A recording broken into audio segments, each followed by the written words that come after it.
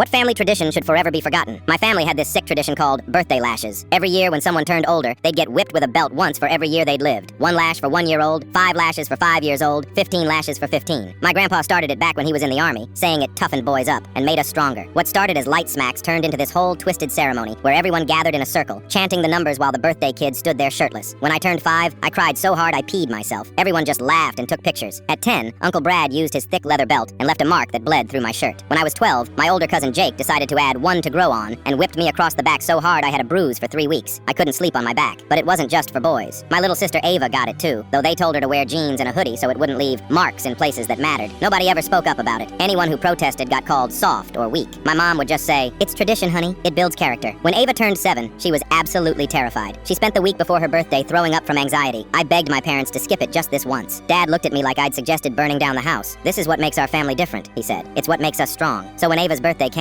I did something nobody expected. As she stood there shaking in the middle of everyone, I moved behind her. When Uncle Brad swung the belt, I stepped forward and took the hit across my shoulder. When cousin Jake took his turn, I absorbed that one too. Everyone started yelling at me, saying I was ruining it, that I was making her weak, but I didn't care. That night, Ava crawled into my bed and whispered, "I hate my birthday. I wish I was never born." That's when I knew this tradition was completely messed up. A 7-year-old shouldn't hate the day she was born because her family beats her with a belt. Years went by. I moved out for college, then got my own place. I thought the tradition would die with the older generation, but then my cousin Jake sent a group chat invitation. His son Tyler was turning 8, and it was time for his initiation. The message had laughing emojis and said, "Can't wait to toughen up the little man." That's when I completely lost it. I showed up to Tyler's birthday party, but not alone. I brought Ava, who was now 15, and a social worker named Ms. Peterson, who I'd contacted the week before. I told her everything about our family tradition, showed her photos of old bruises I'd kept on my phone, and she agreed to investigate. Walking into that house with Ms. Peterson was like dropping a bomb. The whole family was gathered in the living room, Tyler standing there looking scared while Uncle Brad held his belt. When they saw me with the social worker, the room went dead silent. Ms. Peterson introduced herself and asked to speak with Tyler privately. Meanwhile, my family started freaking out. Dad cornered me in the kitchen, his face red with anger. "You brought CPS into our house? On Tyler's birthday? What the hell is wrong with you?" But then Ava stepped forward. She'd been quiet for years, too scared to say anything. But now she was older, braver. She told Ms. Peterson everything. About the bruises that lasted weeks. About crying herself to sleep after birthdays. About how she used to pray she'd die before her next birthday, so she wouldn't have to go through it again. The caseworker took photos of Tyler, who had marks on his back from practice sessions leading up to his birthday. She interviewed other kids in the family. Within 2 hours, she'd documented enough evidence to file a report. What followed was complete chaos. CPS visited several houses in our family. Uncle Brad got investigated for child abuse. Cousin Jake lost custody of Tyler temporarily. The whole family turned on me and Ava like we were traitors who'd destroyed everything sacred. We got blocked on social media, erased from family photos, uninvited from holidays. It was like Ava and I had never existed. Some relatives I hadn't spoken to in years called just to scream at me. But you know what? I didn't care anymore. The next year, when Ava turned 16, I threw her a real birthday party. I rented a small community center, invited her school friends, bought a huge cake with her favorite strawberry frosting. No belts, no chanting, no fear.